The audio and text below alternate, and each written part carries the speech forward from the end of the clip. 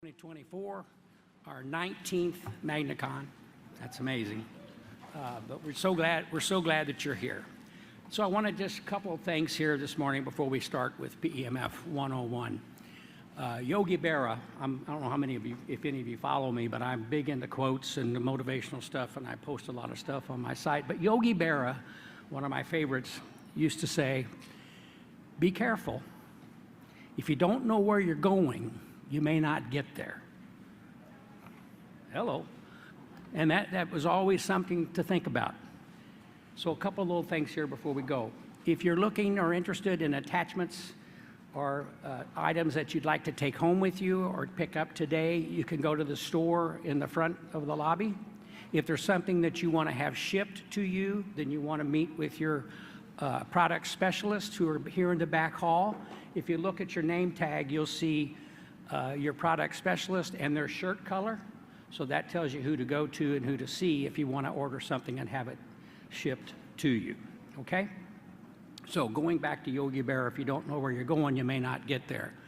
When I first met Dr. Amanda, she walked into my office. I've known Dr. Amanda and Verlinda since 2010, 2011. And Verlinda says, you need to meet Dr. Amanda. I brought her into the office, and she looked at me like, what are you doing? What's going on here as a doctor? And so I had to have a little PEMF 101 with her, but yet that's me telling her, and she's a doctor, and I'm trying to do a little education on where we were and where we were going. We knew that we needed to get closer to the medical perspective from the veterinary space and the human space, and we knew that because in the Wild West there was just a lot of things going on, a lot of things being said with little regulation or little monitoring. And so we brought Amanda in to help us with that, to guide us as a medical director and an advisor over the years, and it's been very beneficial. And when she first presented at the MagnaCon dealing with PEMF, it opened a lot of people's eyes and as to exactly what was happening and why and how. So what I'd like to do is introduce you to Dr. Amanda Meyers. She's a healthcare provider for over 24 years. Her specialties include emergency medicine, pediatrics, internal medicine, and critical care in pediatrics. She does a great job with that, and it's always great to be with her, primarily based here in Louisville, and has another office in Liberty Hill, Texas. Amanda.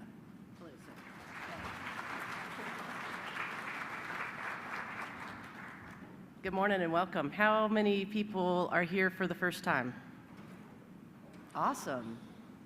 Fantastic. Welcome. I've enjoyed so much working with Pat and Dee Dee and Elaine for this length of time. They're amazing people. You should spend some time with them over the next several days. They're going to be running around and very graciously engaging with everyone. So please use them as your resource while we're here, and me as well, certainly. Here to answer questions and explain some of the things that we do here. So PEMF 101, we're looking at electromagnetic frequencies, and they can be kind of in-depth, crazy, and sometimes hard to explain. You're going to run into that question with clients. What is this? What does this do? This kind of magic black box, maybe Star Trek sort of thing that's happening, right? And it's really predominantly based in physics. So we're going to run through a few things here to help us maybe understand some of those concepts. We as a human body are electric and magnetic, period. Our chemistry set inside of us is functioning based on those two primary factors.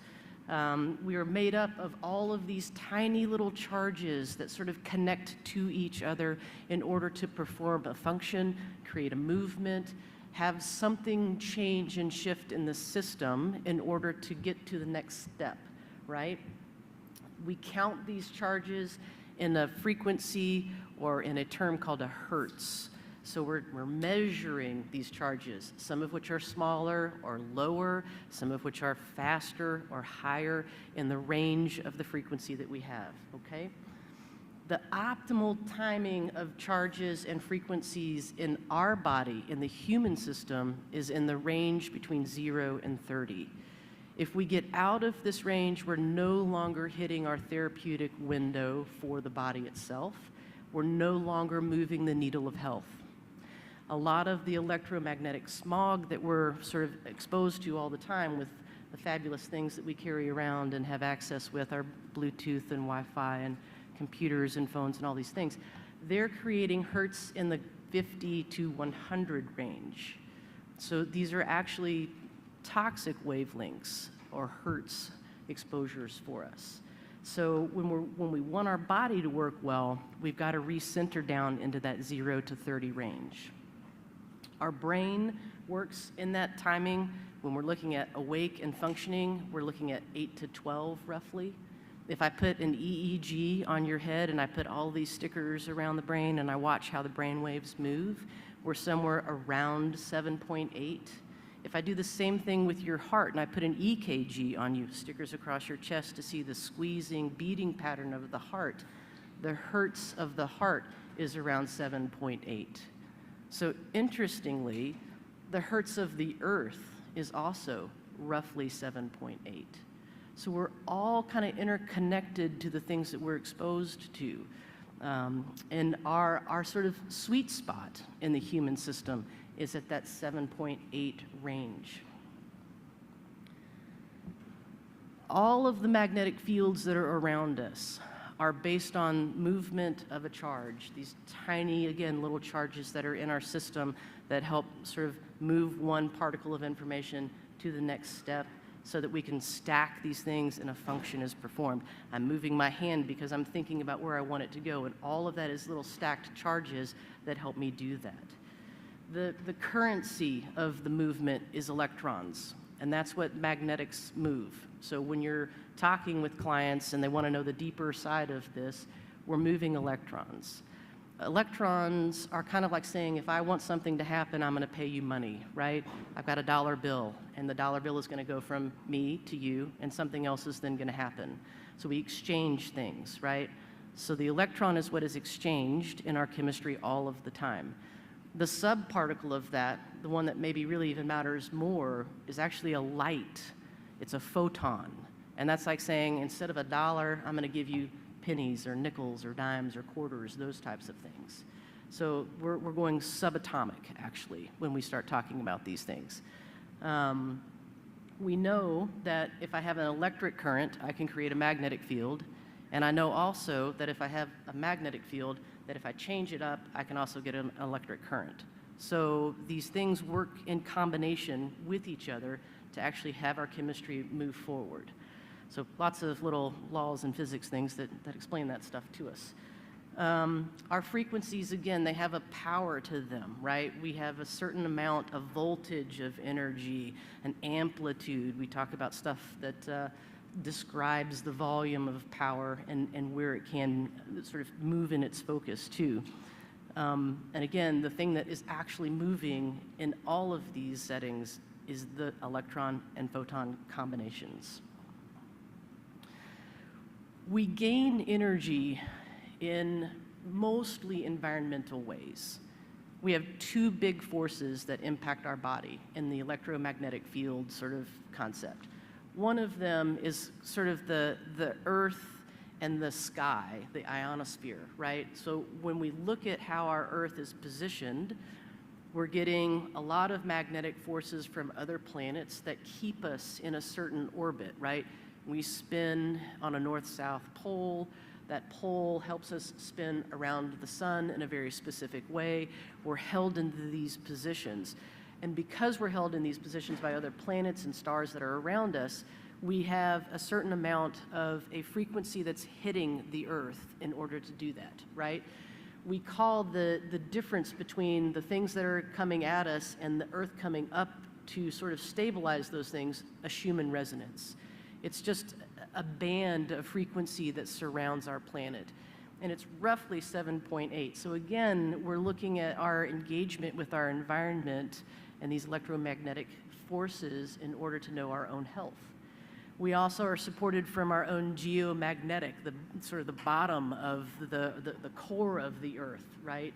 So when we modulate the minerals and different elements that are in the crust or the core of the Earth, we're radiating a certain volume of frequency to us. right? These are a little bit different. The Schumann resonance 7.8, the geomagnetic stuff is in the 11.5 range, and it depends maybe where you are on a pole or at the equator from that sort of curvature and expression of that magnetic field. But we're being centered in that 0 to 30 range, which is, again, where our body, our physiology in our body is optimized. So this above and this below sort of forces that we have, they excite things that then create movement in our bodies in general. And what we want to do is have a balance of things, right? Where we're actually getting these forces to make us work, to spin us correctly, to keep us moving correctly. And all of our cells have this unique little biochemical compound called magnanite. And it's an oxide of iron, and iron is the primary sort of component of our cells that engage our magnetic exposures, right? So there's sort of that environment to body connection. We engage it with the magnetic fields as it influences those charges to help our physiology, again, process each day what we're doing. So when we're talking about PEMF and what it can do for us, we're going to run through some of the benefits that we see in the body system itself, right? So now we kind of know why we need to know about electric and magnetic fields and how it sort of impacts and engages and enters our body. We want to know what it actually does for us, right? So one of the things that it does primarily for us is it recharges our transmembrane potentials. Every single cell in the body that clusters together and makes anything for us, an organ, a muscle, tissue that we have, whatever it is, that's all split down into very tiny little cells. Each tiny little cell has its own sort of cover around it. So we call that a cell membrane. All of our cell membranes are made of phospholipids that are kind of in a circle, and then they have little fatty acid chains. So it's like a kite and a tail, maybe. If I take two of those phospholipids, one on the outside, one on the inside, and I take their little the fatty acid chain, and I meet them together in the middle, that's the way that our cells are protected from the external environment around them. But what that does for us from a magnetic and electric perspective is that these entities become capacitors and insulators, so that now I actually have something that can hold energy for me. So that's how our cell itself is electric and magnetic. So if I can store electrons, if I can store voltage, which is really what movement is, right? I'm storing energy, and that's what we call a battery, right? So kind of interesting that every single cell can do that for us. Our healthy cell voltage is somewhere around 70 millivolts. If we stray from that number, again, optimizing our health becomes harder and harder. As we deplete that energy value point, our cell gets sick. If I get cells in a cluster sick, I now have symptoms. If I get organs that are sick, I start to have some pretty big impact factors in my own health, right? So what we're trying to do is improve the health of every single cell so that our system works better for us. So if they're not working well, that disease, that fatigue, those are the signs that we begin to see. PEMF will also increase our mitochondrial function. That's probably 90% of our energy is made by our mitochondria. They are a separate organism that lives inside of a single cell. There are millions of them inside each single cell. They have their own DNA. They're inherited usually through the mom's side of the family, so they're a very unique component of our cell structures. And what our mitochondria will do is take the things that we eat, our sugars and our fats, those types of things, and it converts it into energy for us. We're spinning electrons through a transitioning chain of events to end up with our gas molecule for our body, which is ATP. We combine that with oxygen, and we do it more efficiently. So if I use oxygen with the electron transport chain, I get 38 molecules of ATP. If I don't use oxygen, I get 2. Not very good. So optimizing the function of the mitochondria changes our energy levels dramatically. When we talk about this transmembrane potential of the cell that is all around in every single cell, what we have to do in order to keep it functioning well and keep that voltage at that 70 millivolts is we have to use a pump system. It's a sodium-potassium pump. We need more sodium outside than inside. We need more potassium inside than outside. So what we also want to do when we're moving these charges around is keep more positive outside of the cell than inside of the cell. So I'm moving 3 sodiums out and only 2 in. I need the inside of the cell to be more negative. And that's the way that I can control the volume of energy and then the function of the cell itself. So optimizing my sodium-potassium pump is important to keep us all healthy. We increase our cellular pH. pH is kind of like saying temperature. I kind of like 70 plus or minus 2 in my house, right? So sometimes we go a little colder, sometimes we go a little hotter, but if we get out of those ranges, we get uncomfortable, right? The pH of a cell is similar. If I get too acidic, it's a problem. If I get too alkaline, it's a problem.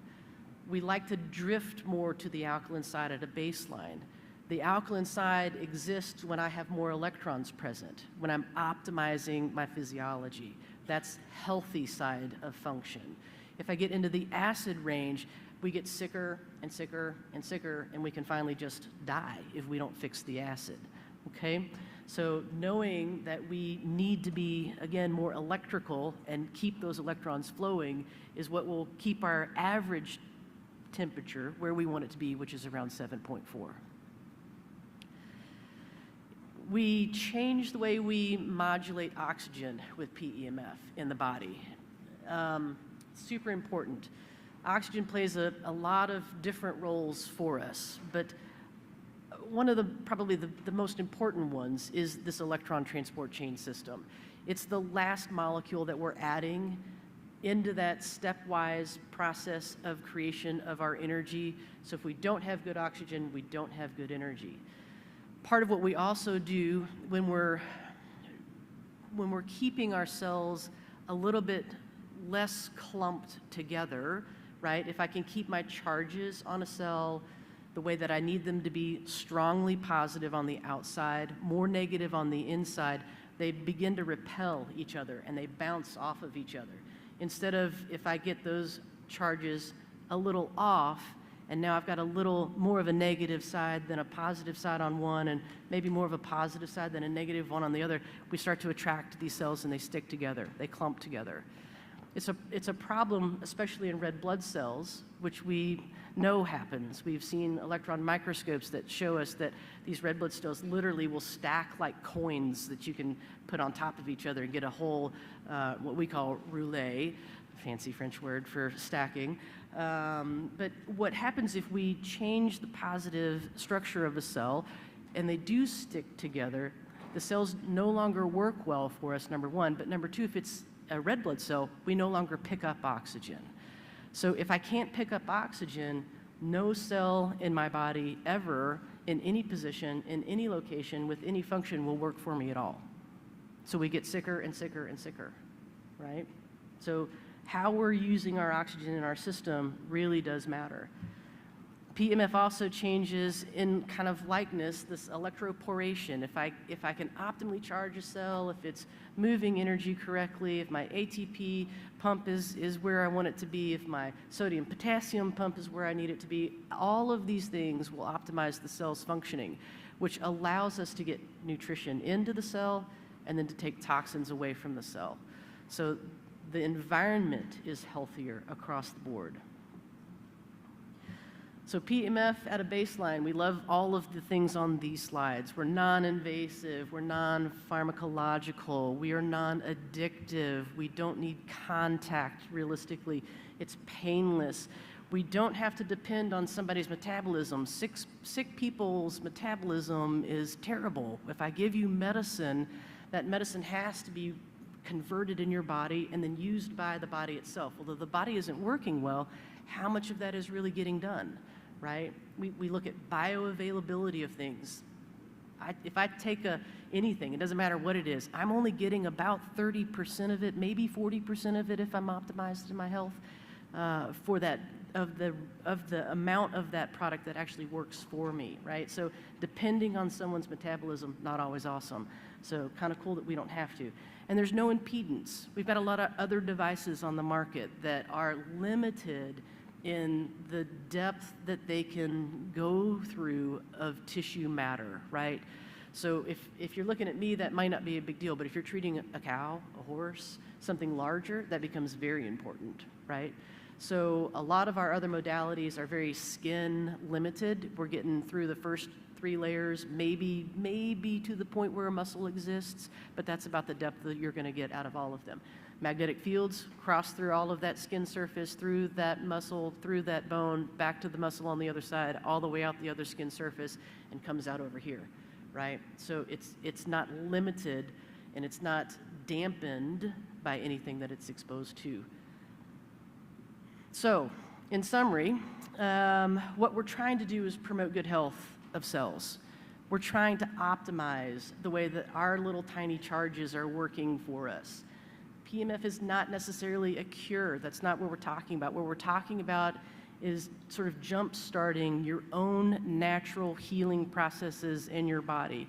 And that kind of applies to everything. So we can talk a lot about specifics of how does it work in, heart issues or kidney issues or cancer issues or all those things. But really what we're doing is jumping out of that thinking box of I have diabetes and so I take these medicines. I have high blood pressure and I take these medicines. What we want to do is work in physics, work in physiology, and change cell function. Because if I can optimize the cell function, a lot of your problems disappear, right?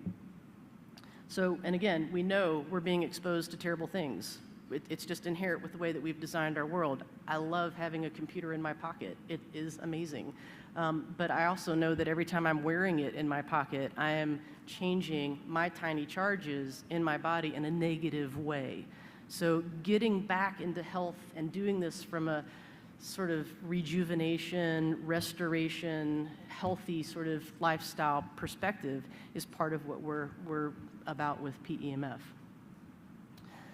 Yeah, questions?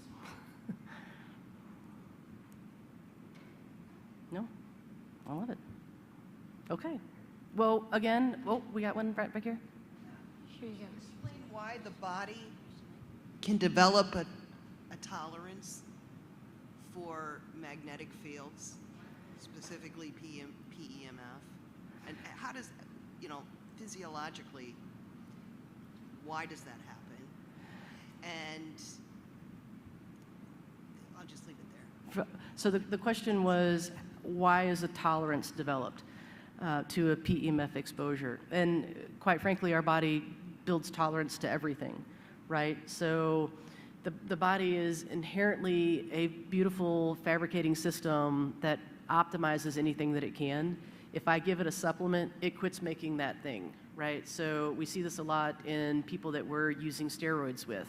I actually have to taper you off of your dose so that your body goes, oh, that's my responsibility again, and I have to make it, right? So anything we're regularly exposing ourselves to, the body will literally begin to be like, oh yeah, I don't have to do that because that's going to do it for me. And so you end up needing to alternate things, right? Either the way that you're introducing the magnetic fields, we talk about switching up loops, paddles, butterflies, large loops, wings, mats, all the things, because each one of them is delivering that exposure on a slightly different way, right? So when we're talking about pulses and the way that we have these magnetic fields entering our body, we have a swing. We're starting somewhere between a 0 going up to somewhere around a 30 with an average impulse of about 7.8. But that's going to depend on what your tool is that you're exposing the body to. So switching it up helps the body not get used to something. It's like everything. If all you do is sit-ups and push-ups every day, you're never going to get strong in other ways, right? So you got to switch things and move things around a little.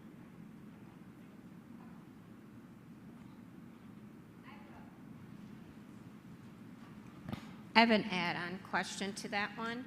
So what's the frequency in which, so if you're only treating a dog once a week, when you see him at an agility event, let's say, I tend to do it more the same every time. Are you saying, how frequently would you need to be seeing that particular animal to change the attachment or the strength? So if you're attacking an acute problem, you know, if you're stacking treatments, you're doing something every other day, every third day, that type of thing, then I would recommend mixing it up a little bit. If you're doing something once a week, you know, every couple of weeks, then you can follow the pattern that you have and not have to worry about realistically that tolerance being developed. But if somebody, you know, talks with you and either, you know, we've got a knee that got damaged or a hoof or a foot or something that we're working on, then, you know, those aggressive strategy where you're doing 5 to 7 stacked treatments, then you're going to want to change things up a little bit within those strategies in order to keep moving where you want to go.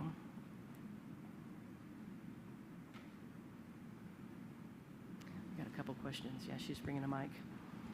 Oh, I'm pretty loud. Anyway, can you ever do too much to mess up the cellular makeup? Can you use the machine too much to overstimulate? So there's not really a too much.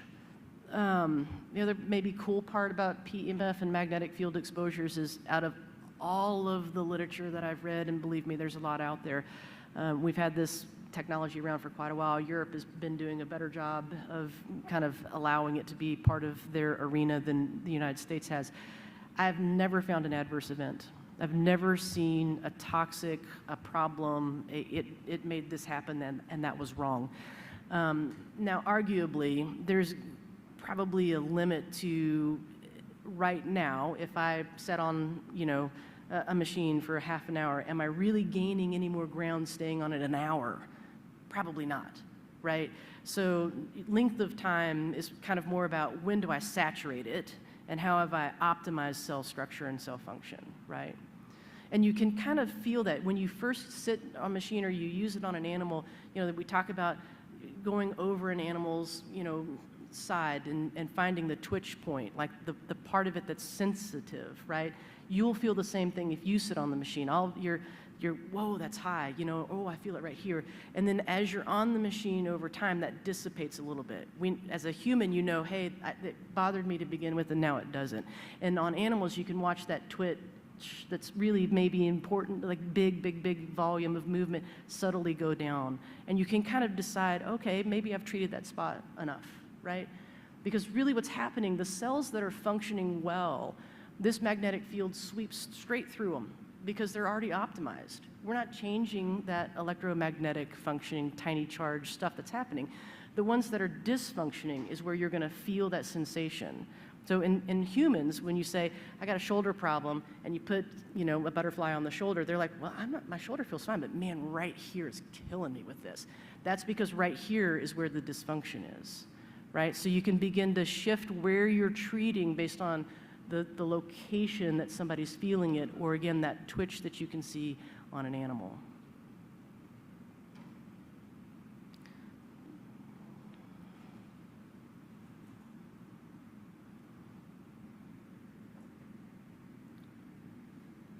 We have maybe time for this question.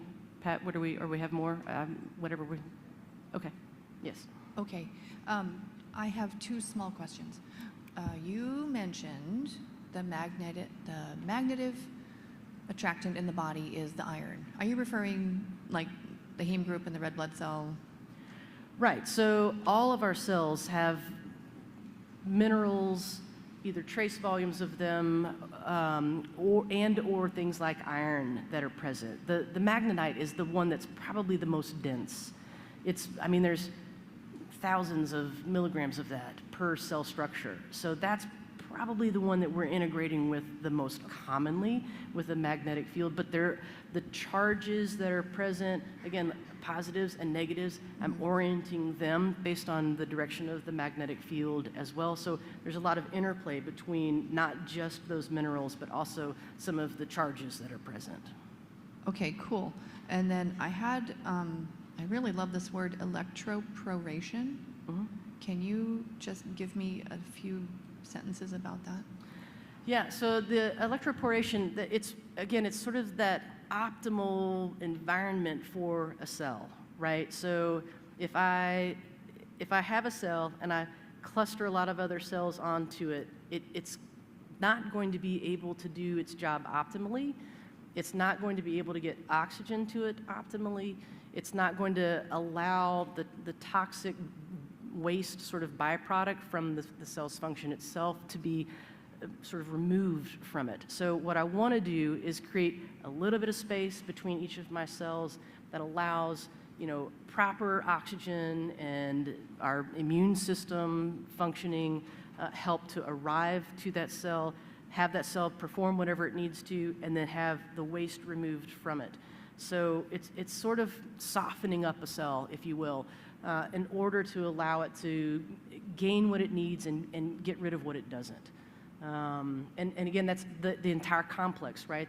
Is it a good transmembrane potential? Is my sodium-potassium pump working well? Am I getting good oxygen into that? How am I actually mitigating movement of my electrons? Okay. All right. Oh, yes, sir. You bet. We'll have more opportunity to talk with Dr. Amanda and get other questions.